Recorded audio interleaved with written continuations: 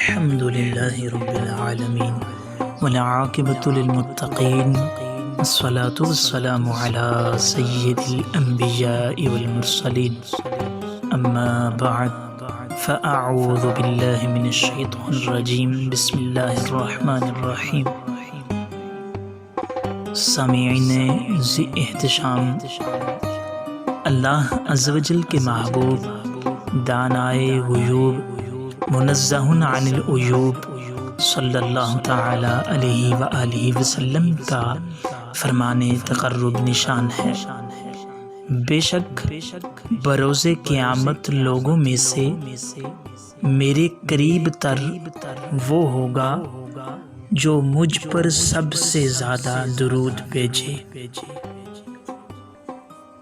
صلو علی الحبیب صلی اللہ تعالی علی محمد صلی اللہ علیہ وآلہ وسلم. تو ہمیں بھی چاہیے کہ حضور جان کائنات صلی اللہ تعالی علیہ وآلہ وسلم کی ذات والا تبار پر ان کا امتی ہونے کے ناطے اور محبت کے تقاضوں کو پورا کرتے ہوئے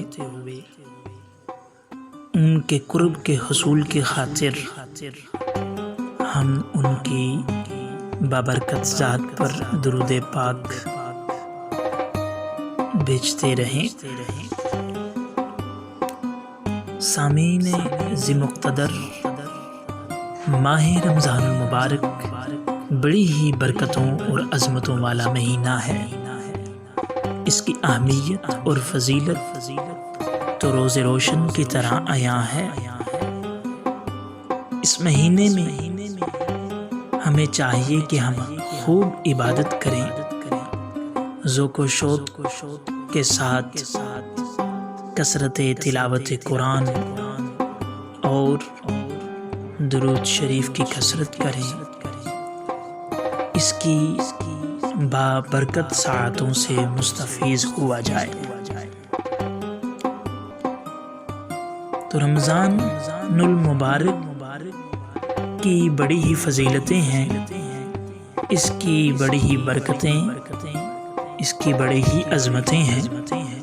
حضرت عبداللہ بن مسعود رضی اللہ تعالی عنہ سے روایت ہے کہ حضور جان کائنات صلی اللہ تعالی علیہ وآلہ وسلم نے ارشاد فرمایا، رمضان شریف کی ہر شب آسمانوں میں صبح صادق ایک منادی اعلان کرتا ہے، اے بلائی طلب کرنے والے، ارادہ پختہ کر لے اور خوش ہو جا، اور اے برائی کا ارادہ کرنے والے باز آ جا.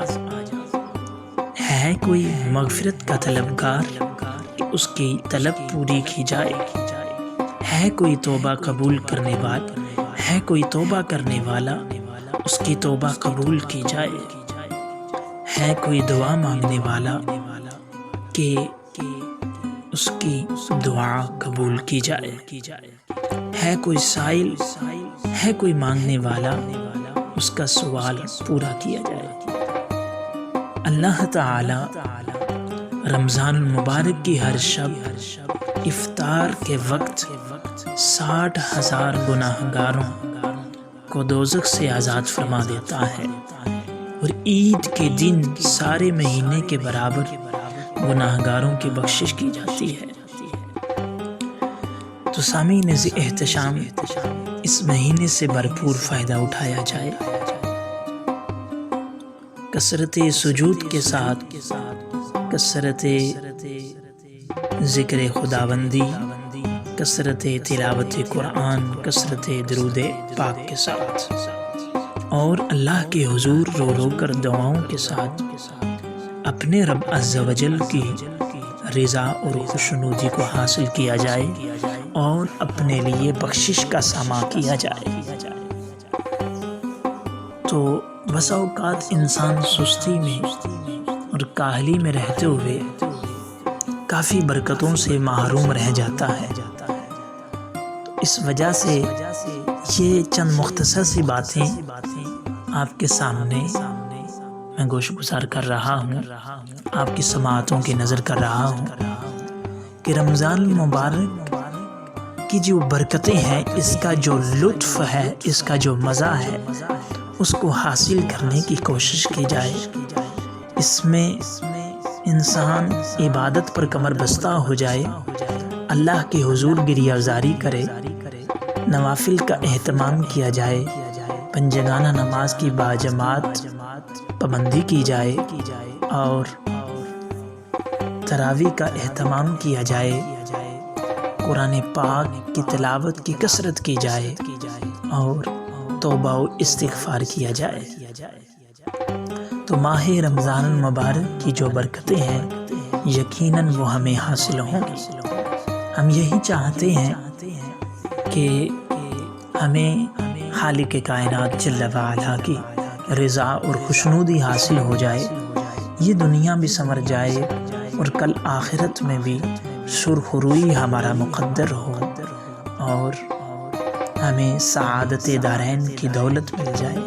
تو آئیں، اگر ہم چاہتے ہیں کہ ہمیں اس دنیا میں بھی اور کل آخرت میں بھی کامیابی اور کامرانی ملے، تو اپنی زندگی کو شریعت کے مطابق گزارنا ہوگا، اللہ اور اس کے پیارے رسول صلی اللہ علیہ وآلہ وسلم کے بتائے ہوئے احکامات، ان کے فرمودات، ان کے ارشادات کے مطابق اپنی زندگی کو گزارا جائے۔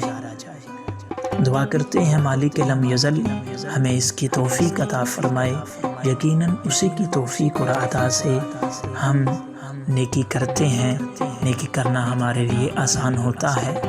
تو رمضان المبارک کے اندر نیکی کے کاموں کی کثرت کی جائے اور بلائی کے کاموں میں حصہ لیا جائے، غرباء و مساکین کی مدد کی جائے اور اللہ رب العزت کے حضور سجدہ ریزی کی جائے، عبادت کی جائے اور اس کی رضا اور خوشنودی کو حاصل کیا جائے۔ اللہ رب العزت کی بارگاہ میں دعا ہے، جو کچھ سنا اس کو یاد رکھتے ہوئے مالک لم یزل مجھے اور آپ کو اس پر عمل کرنے کی توفیق عطا فرمائے اور رمضان المبارک کی عظیم ساعتوں سے مستفیض ہونے، اس کی قدر کرنے اور اس میں کثرت کے ساتھ عبادت کی ہمیں توفیق عطا فرمائے۔ آمین بجاہ النبی الامین صلی اللہ تعالی علیہ وآلہ وسلم۔